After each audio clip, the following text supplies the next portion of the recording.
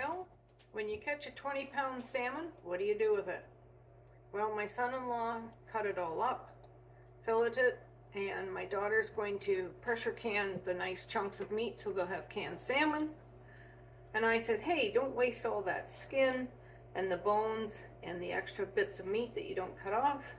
Give it to me and I'll make dog food. So what else am I going to do today? Well, probably make about 12 to 14 jars of dog food for my dogs. So come on along for the ride. You never know what you're doing in a day. That's all I got to say about that. Anyways, thanks for catching the salmon. Now I've got work ahead of me. That's an awful lot of extra spare parts of a salmon, I tell you.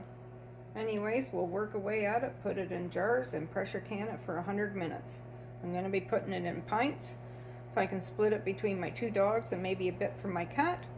No salt, no additives, just plain salmon. So let's get the canner ready to do this fish. My canner, any canner, you put a rack on the bottom to keep your jars up off of the very bottom. My canner calls for 3 quarts of water, so that was 2. Here's 3 quarts. And then if you put a splash of vinegar in, then that helps so you don't get a calcium deposit, like a scum all over the outside of your jars. It doesn't harm your food, it just doesn't look pretty. I went ahead and washed my jars, got them ready. The one that has pink on it here, right, this one, all that means is I put nail polish on my jars so that when I give food to my daughters, I get my jars back.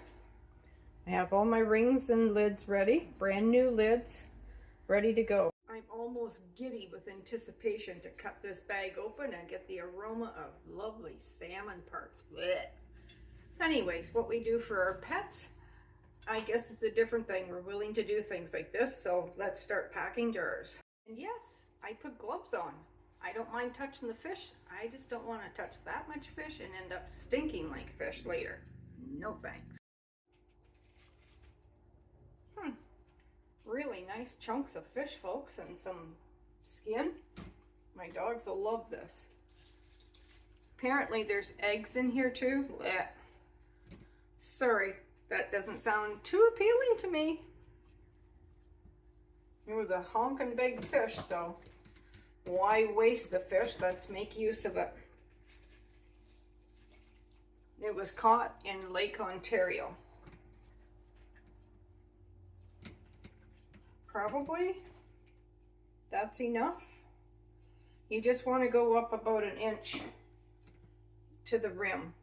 And I could maybe put a little chunk in there more, but it doesn't seem to be small chunks, folks. It just seems to be like massive hunks of fish. Oh, wait. I found just a little bit more. All right, we're going to call that one good. You don't have to add any water or anything. It does its own juice. Jar 2. Anyways, I'll call you, or I'll get you back when we get the, I think it's 16, yeah, 16 jars I'm gonna. He wasn't kidding when he said there was eggs in it. Oh my Lord. Anyways, my dogs will enjoy it. You just have to get over the bleh part of it. For all those folks wondering if there's any bones in here, there might be, but you know and I know when you open up a store-bought can of salmon, the bones just go to mush. So I have no problems putting this in for the dogs. So I've got quite a nice bunch of jars done, but I'm going to keep going. And for anyone else sitting there thinking, boy, I hope she doesn't feed too much fish to her dogs. That's not healthy all in a row. No, I won't be. It'll be like every couple of weeks I'll give them half a jar each, which would be about 1 cup. That way they'll be getting some natural omega-3s, fatty acids, and not an overbearing amount to cause them to get sick. Wowzers, I've got 16 pints of salmon bottled up, and now I've got to go and wipe all the rims with a vinegar dishcloth to make sure there's no fat on the jar rims, and I'll put it in the canner and we'll get pressure canning. Yeehaw! 100 minutes to stand around waiting for the canner. I think I'm going to get my treadmill out. Might as well make the most of it. All right, let's get the canner loaded up. Doesn't look too bad for a dog, does it? Lots of salmon, some skin, some eggs, no preservatives, just plain salmon.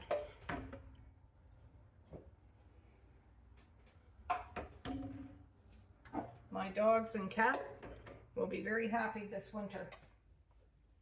Even if I open one jar every week and split 2 cups of food between them, they would get nice omega-3s and fatties, oils, everything they need to keep healthy, and shouldn't cause any allergic reaction like the food that we buy our pets.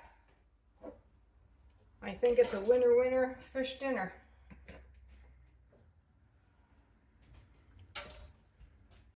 All right, we'll check the lid and we'll get everything ready, put the lid on and turn the heat up, and then we'll start this cooking. Once it puts out steam for 10 minutes out of the vent, then we'll put the weight on and then we'll cook it for 100 minutes once it's up to temperature. I'm going to cook it between 11 and 13 pounds of pressure. So this little vent hole here is what I want to look through and see if I can see light all the way through it. Yep. This little bubble pops up and down. This one pops up and down. And the rubber gasket looks in good shape. So I'll put it on, tighten the lid, and it's ready to go. So now I'll turn my heat up to not quite max. I don't like to bring the heat up in a hurry because the jars are cold. So I put it on between a 6 and an 8. Heat it up, it'll start bubbling and boiling in here, and it'll start putting steam out here. This will start bubbling and carrying on. And I'll bring you along as we get going. Okay, I'm gonna put my weight on now because the little bobble has popped up and it's been running steam for 10 minutes. So now it's time to start building pressure. So when my pressure gets up to that little black dot at the 11 pounds of pressure, I'll start timing the 100 minutes. But I do cook it between the 11 and 13 pounds of pressure. So what else do you do for 100 minutes while you're waiting for something to cook?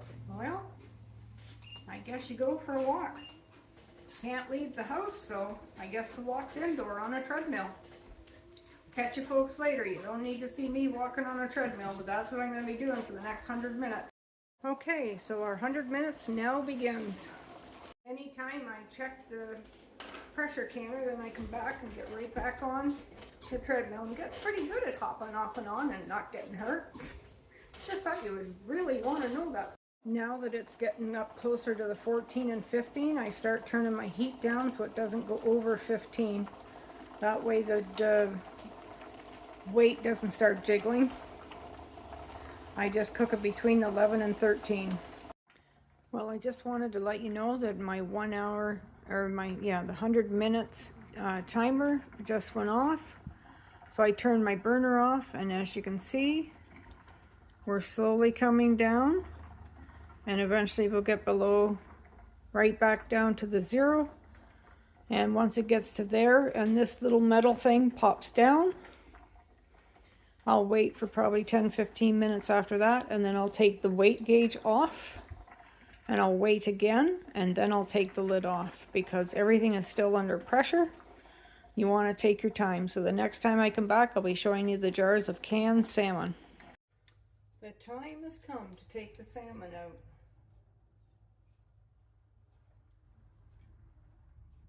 Ooh, she is boiling inside. I think I'm going to tighten that lid.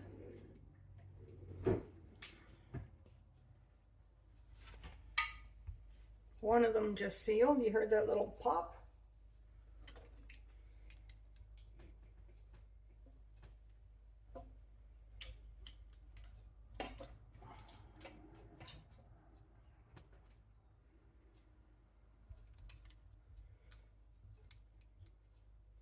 Look at this one boiling away like lava.